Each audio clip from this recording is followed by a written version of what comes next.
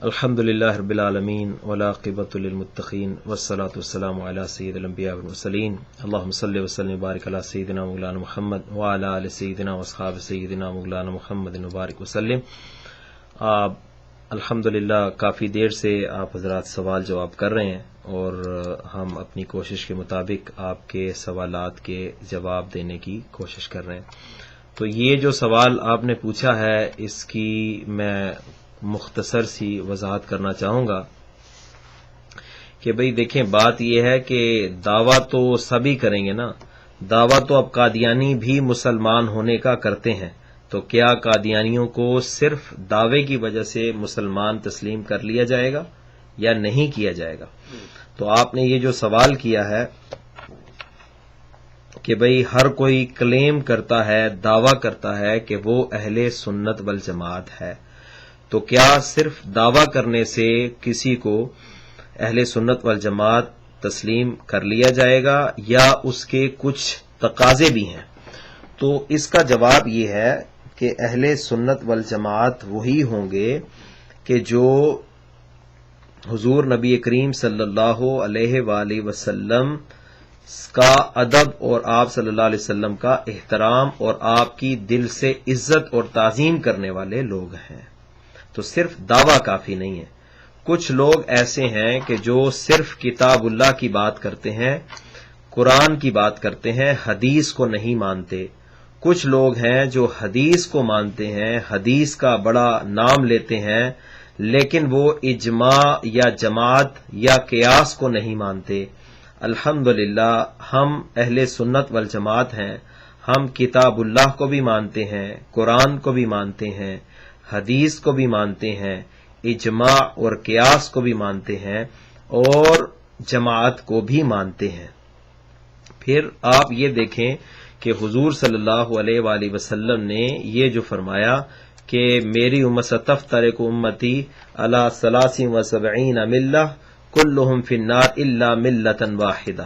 کہ میری امت جو ہے، یہ سیاہ ستہ کی حدیث ہے کہ میری امت میں 73 فرقے ہوں گے اور فرمایا 72 جہنم میں جائیں گے سوائے ایک کے، ایک جنت میں جائے گا۔ تو پوچھا گیا کہ وہ کون سا؟ فرمایا ما انا علیہ و اصحابی، وہ ہے کہ جس پر میں اور میرے اصحاب ہیں، جس پر میں اور میرے صحابہ ہیں۔ تو اب آپ دیکھ لیں کہ کوئی صحابہ کو نہیں مانتا، کوئی اہل بیت کو نہیں مانتا، کوئی اجماع کو نہیں مانتا، کوئی قیاس کو نہیں مانتا۔ تو الحمدللہ حقیقی اہل سنت والجماعت وہ ہیں جو اللہ کا ادب اور تعظیم بھی کرتے ہیں اور رسول اللہ صلی اللہ علیہ وسلم سے محبت اور تعظیم بھی رکھتے ہیں، اور اسی طرح اہل بیت سے بھی محبت کرتے ہیں، اور اسی طرح صحابہ کا بھی ادب کرتے ہیں اور اولیاء کرام سے بھی اپنی عقیدت کا اظہار کرتے ہیں۔ اور آپ باقی جتنے فرقے ہیں، جتنی بھی جماعتیں ہیں، صرف کلیم کرنے سے وہ اہل سنت والجماعت نہیں ہو جائیں گے۔ اگر کوئی شخص یہ کہے کہ نعوذ باللہ حضور صلی اللہ علیہ وسلم کا روضہ مبارک یا آپ کی قبر بت ہے، یا آپ صلی اللہ علیہ وسلم کے روضہ مبارک کو گرا دیا جائے، یا حضور صلی اللہ علیہ وسلم کے والدین کو نعوذ باللہ کافر، مشرک اور جہنمی کہا جائے، یا حضور صلی اللہ علیہ وسلم کے وسیلہ سے دعا کرنے کو شرک کہا جائے، یا نبی کریم صلی اللہ علیہ وسلم کی تعظیم کرنے والے کو مشرک قرار دیا جائے، تو ایسا شخص اہل سنت والجماعت ہونے کا دعویٰ کیسے کر سکتا ہے؟ یا وہ شخص ہو کہ جو نبی کریم صلی اللہ علیہ وسلم کا ادب نہ کرے، حضور کی شان میں گستاخی کریں، اور آپ دیکھیں کہ ان لوگوں کی کتابیں جو ہیں وہ گستاخیوں سے بھری پڑی ہیں۔ تو ابن عبد الوہاب نجدی کا آپ دیکھ لیں کہ جو انہوں نے موومنٹ چلائی اور اس میں جو انہوں نے توحید کے نام پر جو ہے وہ نبی کریم صلی اللہ علیہ وسلم کی تعظیم اور حضور صلی اللہ علیہ وسلم کے تبرکات اور ان چیزوں کا جو انہوں نے انکار کیا، یا جو علماء دیوبند ہیں بنیادی طور پر تو وہ حنفی ہیں، ہم نے کب کہا کہ وہ حنفی نہیں ہیں اور وہ اہل سنت والجماعت ہونے کا دعویٰ کرتے ہیں؟ ہم بھی مانتے ہیں کہ وہ اہل سنت والجماعت میں تب سچے ہوں گے جب وہ ان کفریہ عبارات سے توبہ کر لیں جن کفریہ عبارات میں یہ لکھا ہے کہ نبی رسول کے چاہنے سے کچھ نہیں ہوتا، کہیں لکھا کہ کوئی مخلوق چھوٹی ہو یا بڑی اللہ کے نزدیک چمار سے زیادہ ذلیل ہے، اور کہیں لکھا کہ جس کا نام محمد یا علی ہے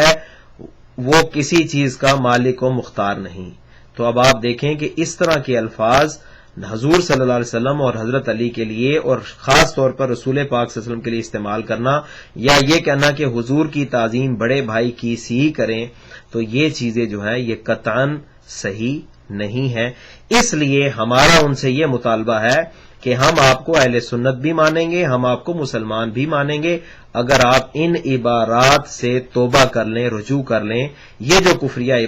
عبارتیں ہیں یا جن میں حضور کے علم کو تشبیہ دی گئی ہے گائے بیل اور جانور اور بہائم کے مجنون بچوں کے علم کے ساتھ، تو اس طرح کی جو عبارات لکھی ہیں ان عبارات سے اگر وہ توبہ کر لیں تو ہم ان کو اہل سنت والجماعت ماننے کے لیے بھی تیار ہیں۔ تو اللہ تبارک و تعالی ہم سب کو مسلک حقہ اہل سنت والجماعت، وہ مسلک کہ جو سراپا ادب اور سراپا تعظیم ہے، وہ مسلک جس میں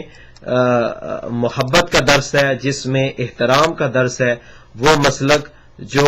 عقیدت سکھاتا ہے، اللہ تعالی ہم سب کو اس مسلک حقہ اہل سنت والجماعت پر قائم اور دائم رکھے۔ اور آپ دیکھ لیں، تاریخ اٹھا کر دیکھ لیں، جتنے آپ کو اکابر نظر آئیں گے، بزرگ نظر آئیں گے، وہ سب کے سب اہل سنت والجماعت میں نظر آئیں گے۔ پھر اہل سنت والجماعت میں جو اسکول آف تھاٹ ہیں، جو فقہی مذاہب ہیں، وہ چاروں اہل سنت ہیں،